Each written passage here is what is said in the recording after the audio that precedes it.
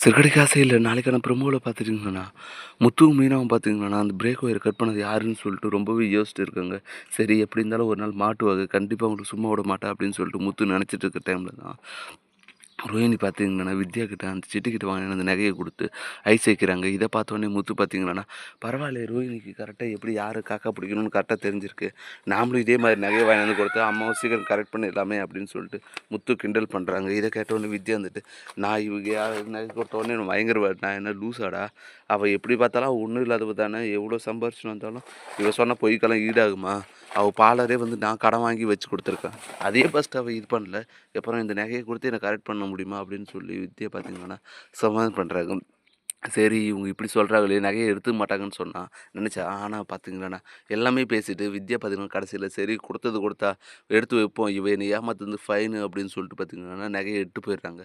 இத பார்த்த எல்லாருக்குமே பார்த்தீங்கன்னா, ஷாக்கிங்கா இருக்கு. அம்மா இவ்ளோ பேசுனாங்க, நகைய எடுக்க மாட்டாங்கன்னு நெனச்சா, கடைசியா நகைய கூட விடாது எடுத்துட்டு போயிட்டாங்களே! உஷாரா தான் இருக்காங்க அப்படின்னு சொல்லிட்டு முத்து பார்த்தீங்கன்னா, கிண்டல் அடிக்கிறாங்க. இதெல்லாம் பார்த்தீங்கன்னா, ரோஹிணி வந்துட்டு கிச்சன்லேருந்து பார்த்துட்டு இருக்காங்க. என்னடா இந்த முத்து வந்துட்டு நம்ம என்ன பண்ணாலும் நம்ம எதுக்காக செய்கிறோன்றத கரெக்டாக கெஸ் பண்ணிடுறானே! இவனுக்கு என்னடா பண்ணலாம் அப்படின்னு சொல்லிட்டு முத்து மேல பார்த்தீங்கன்னா, செம்ம கோவத்தில உள்ள உட்காந்துட்டு இருக்காங்க.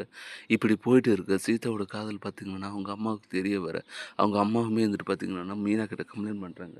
ஆனா மீனா பார்த்துட்டீங்கன்னா, "நீ அதெல்லாம் நெனச்சு கவலைப்படாத. சீதா எப்பவுமே புத்திசாலி பொண்ணு. அவ வந்துட்டு எந்த விஷயத்துலயும் தப்பா நடக்க மாட்டா. நான் பார்த்துக்கிறேன்." அப்படின்ற மாரி சொல்லிட்டு பார்த்தீங்கன்னா சீதா கிட்ட போய் மீனா கேட்க, சீதாவுமே வந்து பார்த்தீங்கன்னா, "அக்கா நான் ஆல்ரெடி சொல்லியிருந்தேன்லக்கா ஒருத்தர லவ் பண்றேன்னு சொல்லிட்டு.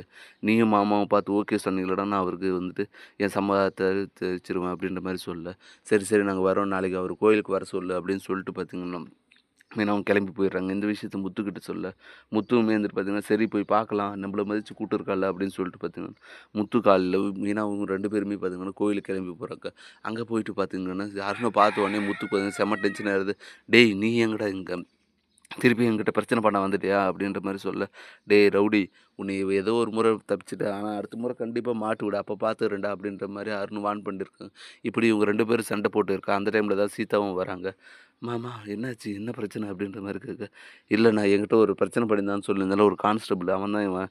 இவன் எங்க பார்த்தாலும் வந்துட்டு எனக்கு வழியிலே கிராஸ் ஆகுறான்." அப்படின்ற மாரி முத்து சொல்ல, மீனாவுமே வந்துட்டு பார்த்தீங்கன்னா, "ஆமா சீதா, மாமா கிட்ட ஒருத்தர் பிரச்சனை பண்ணின்னே இருக்கிறாரு.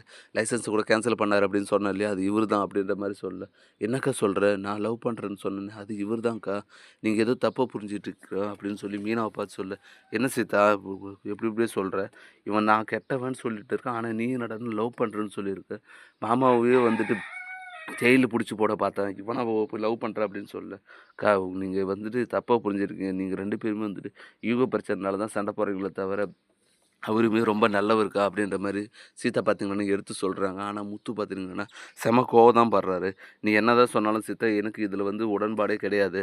இவன் கெட்டவன் தான். இவன வந்துட்டு நீ நல்லவன்னு சொல்ற பாத்தியா, அதான் எனக்கு ஆச்சரியமா இருக்கு." அப்படின்னு சொல்லிட்டு முத்து பார்த்தீங்கன்னா கோவமா கிளம்பி போக, மீனாவுமே வந்துட்டு பார்த்தீங்கன்னா, "என்ன சீதா இப்படி பண்ணிட்ட?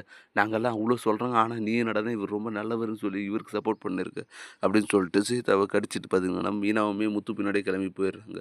இப்படி தான் வரப்போற எபிசோட் வந்து போப்போது. அடுத்து என்னலாம் இன்ட்ரஸ்டிங்கா நடக்க போகுதுன்றத நம்ம பொறுத்து தான் பார்க்கணும். மேலும் இது போன்ற வீடியோக்கள தொடர்ந்து பார்க்க மறக்காம நம்ம சேனல சப்ஸ்கிரைப் பண்ணிருங்க. Thank you.